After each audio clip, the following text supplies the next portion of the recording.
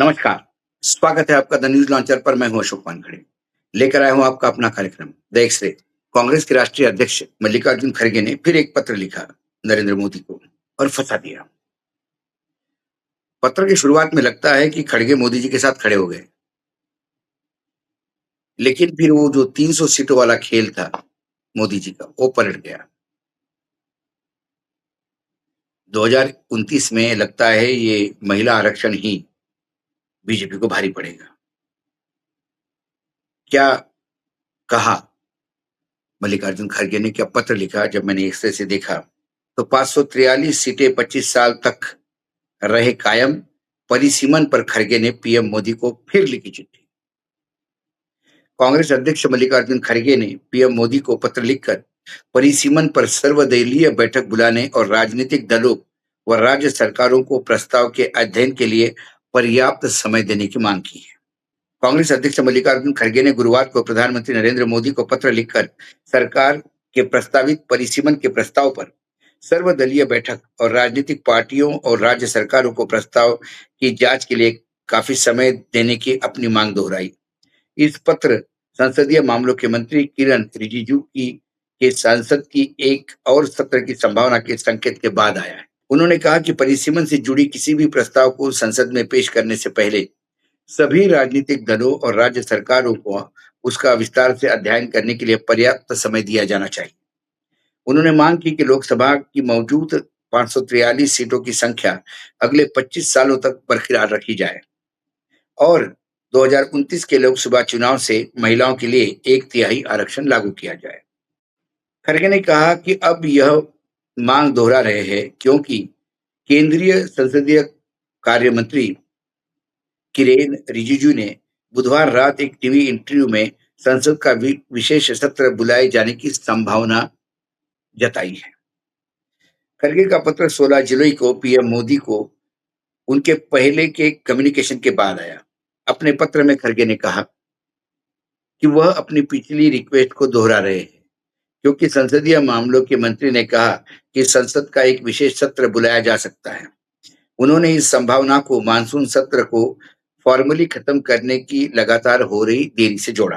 खड़गे ने पत्र में कहा कि मैंने आपको लिखा, जो आखिरी बार 16 जुलाई 2026 को था, लिखा था और आपसे रिक्वेस्ट की थी कि डिलिमिटेशन के लिए सरकार के प्रपोजल पर चर्चा के लिए सर्वदलीय बैठक बुलाई जाए। मैंने आपसे ये भी आग्रह किया था कि आप सभी राजनीतिक पार्टियों को ऐसे प्रपोजल को डिटेल में स्टडी करने के लिए काफी समय दें, इससे पहले कि उन्हें पार्लियामेंट में किसी भी स्पेशल सेशन में पेश किया जाए जिस पर आप विचार कर रहे हैं।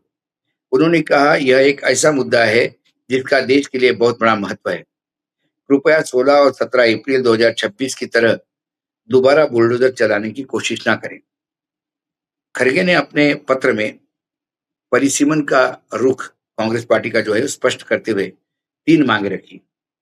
लोकसभा की मौजूदा 543 सीटों की संख्या अगले 25 वर्षों तक बरकरार रखें। राज्यों को लोकसभा में मौजूद सीट आवंटन अगले 25 वर्ष तक कायम रखा जाए। 2029 के लोकसभा चुनाव से पहले महिलाओं के लिए 1/3 आरक्षण लागू किया जाए। खड़गे ने कहा कि परिसीमन ऐसा मुद्दा है जिसका देश पर व्यापक असर पड़ सकता है। उन्होंने प्रधानमंत्री से आग्रह किया कि इस मामले में सभी पक्षों को पर्याप्त समय और अवसर दिया जाए तथा 16-17 अप्रैल 2026 की तरह इसे दोबारा बुलडोज करने की कोशिश नहीं की जानी चाहिए। गौरतलब है कि 17 अप्रैल को लोकसभा में महिला आरक्षण और परिसीमन से संबंधित 131वां संविधान संशोधन विधेयक आवश्यक 2/3 बहुमत नहीं मिलने के कारण पारित नहीं हो सका था।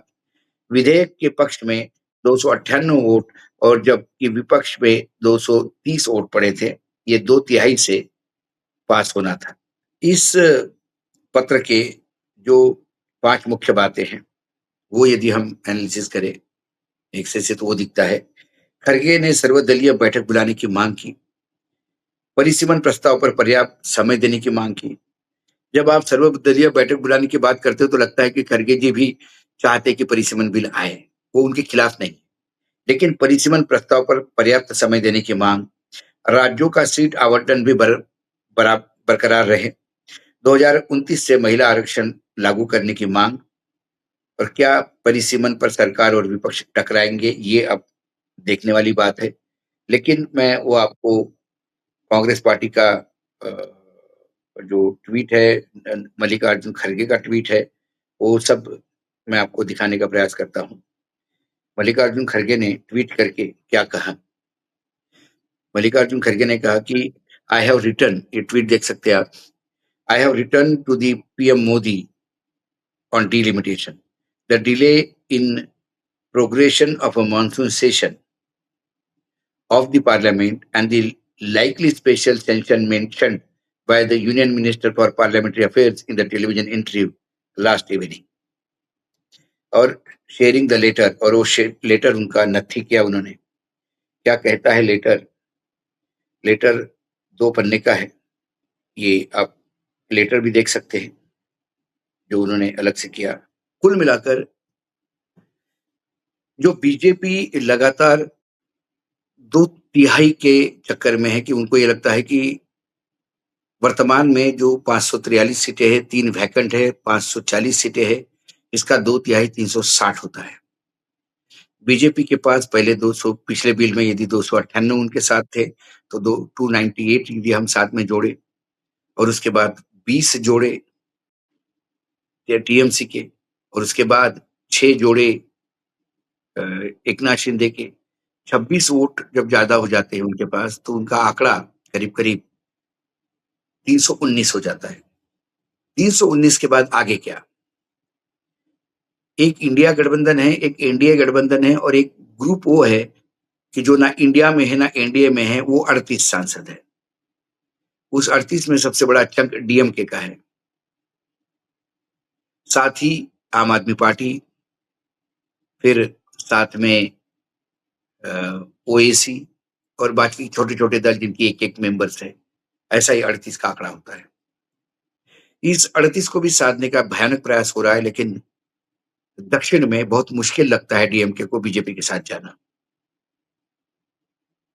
सवाल है परिसीमन और सीट आवंटन। यदि परिसीमन होना है, सीटें बढ़नी है, तो फिर वो जनसंख्या के अनुरूप बढ़ेगी। सरकार चाहती है कि 2011 के जो जनसंख्या का जो आंकड़ा था, उसी के अनुसार परिसीमन हो, नई सीटें बने। दक्षिण भारत इसमें लॉस में है। तो सरकार ने उनको ये कहा कि वर्तमान की सीटें 50% से बढ़ जाएगी, यानी 3 से सीटें ज्यादा हो जाएंगी, 200-250 सीटें। तो उन्होंने दक्षिण राज्यों को ये बताने का प्रयास किया कि यदि हमारी 50% बढ़ती है, तो आपकी भी 50% बढ़ती है।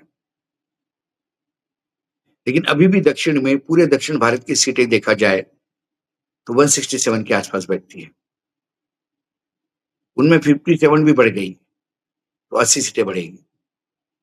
लेकिन उत्तर भारत में 200 से ज्यादा सीटें बढ़ेगी। कई पेच फंसे। सरकार को, किसी भी राजनीतिक दल को महिला आरक्षण देने में कोई प्रॉब्लम नहीं। खेल परिसीमन का है, क्योंकि परिसीमन कमीशन जो बनेगा, उसको इतने इतने अधिकार दिए हैं इस बिल ने। ना उनके डिसीजन को सुप्रीम कोर्ट, हाई कोर्ट, किसी भी कोर्ट में चैलेंज दिया जा सकता है।